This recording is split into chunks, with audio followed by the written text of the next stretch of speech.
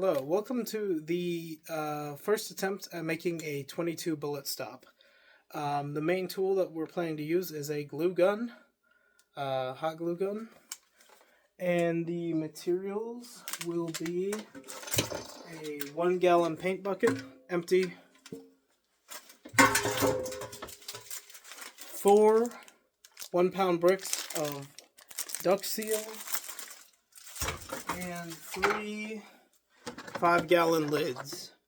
The current plan is to cut the lids so that they fit within the bucket, and then in between each layer to add duct seal, so that hopefully we get layers of deceleration.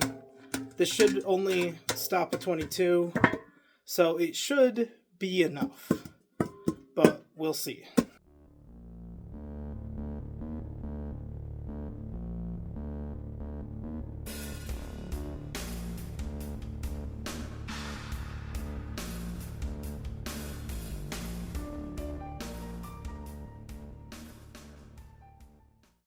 Alright, quick little update. Cut myself, but that's fine. We've got the first layer done. And we've got the rest of this lid, which I've decided I'm going to cut up and put in there just to help add a little bit more protection, because there's a lot more space than I thought.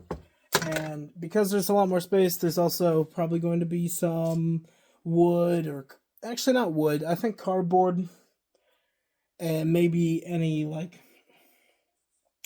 soda cans that I can cut and flatten out to make little sheets of aluminum. But I'm trying to keep it within kind of household accessible supplies, materials, and tools.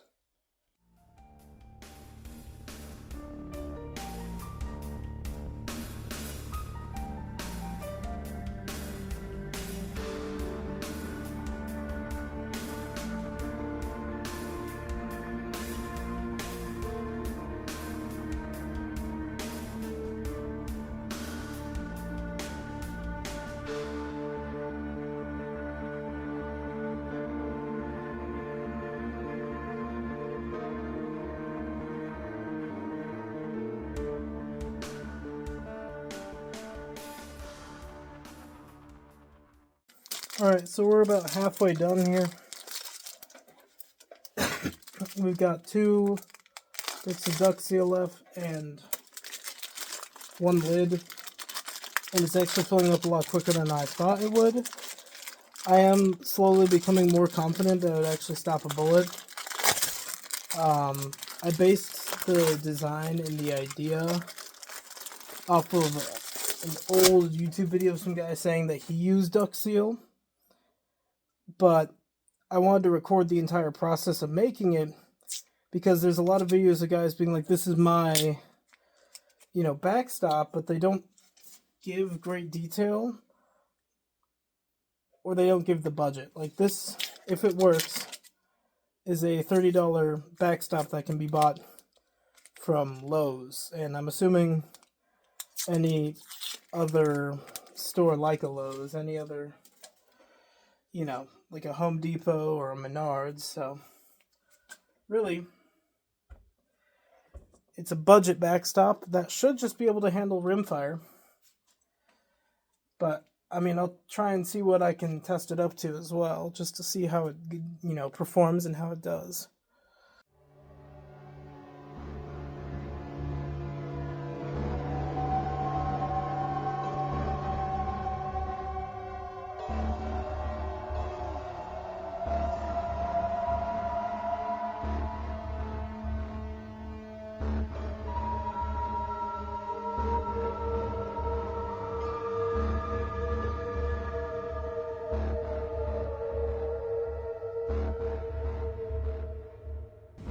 Okay, so we are now officially done.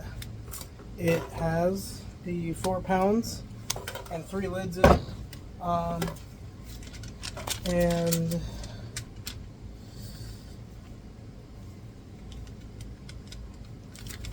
here is the final cost.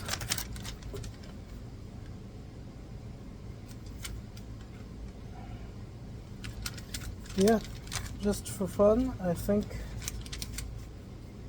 I'll throw the receipt at the very top, and then we can close this back on up, and that will be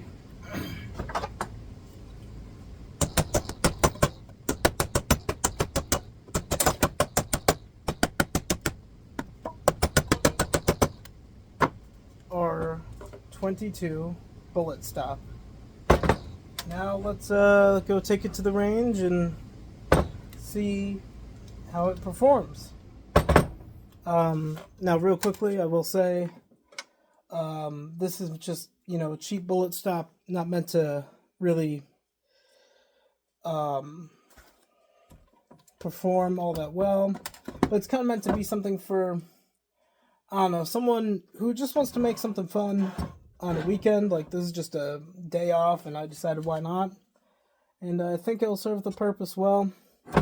I tried to use household materials, no special tooling, no welding, no nothing, because there's a lot of bullet stop videos where there's people with tools or different materials, and this is $30 at Lowe's, and we'll see how it performs, because if it turns out good, then, I mean, why not spend the money and get something cheap and easy to make.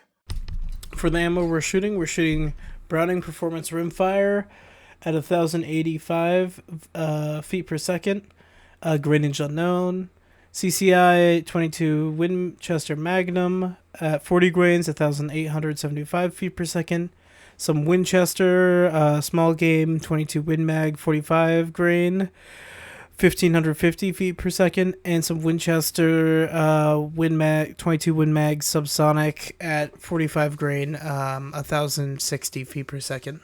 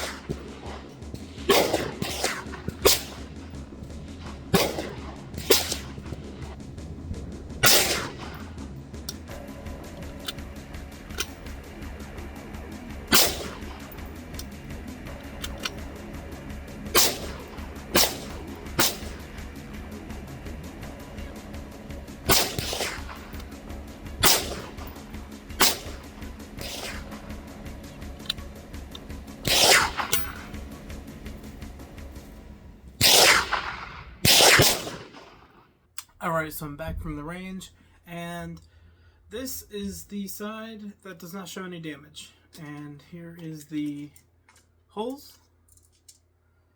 I'm not the most accurate shot. I was shooting out of a Kel-Tec CMR 30, which with some, I think, Magpul iron sights. So I did about as well as I could do. I was also at a public range, so I didn't really have time to set up a more convenient setup, but nonetheless, it seems to have worked, because out the bottom there are no exits, and the only holes that we have in it are from shots that hit the front and skimmed up the side, or skimmed out the side, seemingly. We have a couple dents and a couple shots that hit the side and went inward, but nothing that seemingly went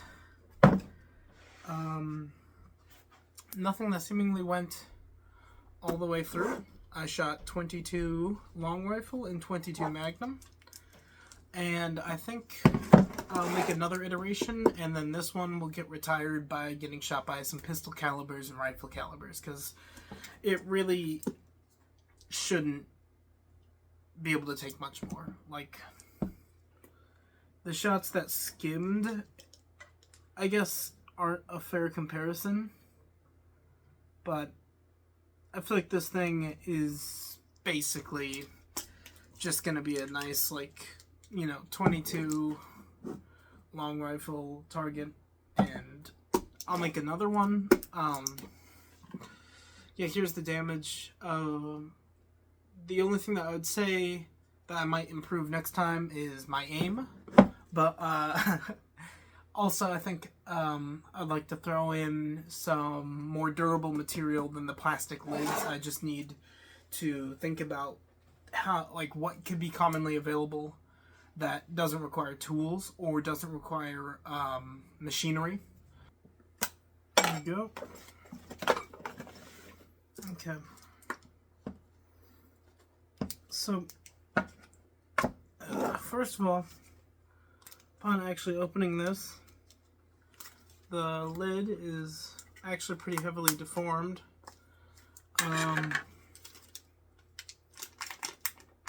Now, our receipt is mostly intact, actually. Actually, this is really interesting. There is a bullet resting right on the top here. Hold on, I'm gonna pull it with my other hand. So that is one of the 22 long rifle bullets. It actually mostly stopped or fragmented on this first layer, and the round that passed through actually seems to have gotten through a pocket where I didn't put as much duct seal. But yeah, that's actually a really impressive performance.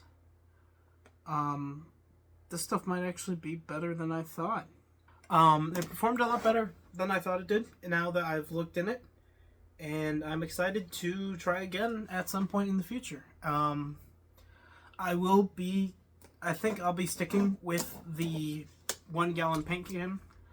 It makes it really convenient to, I guess, build, because it's all contained within this very portable device. And if I shot the handles off, it would be very easy to carry.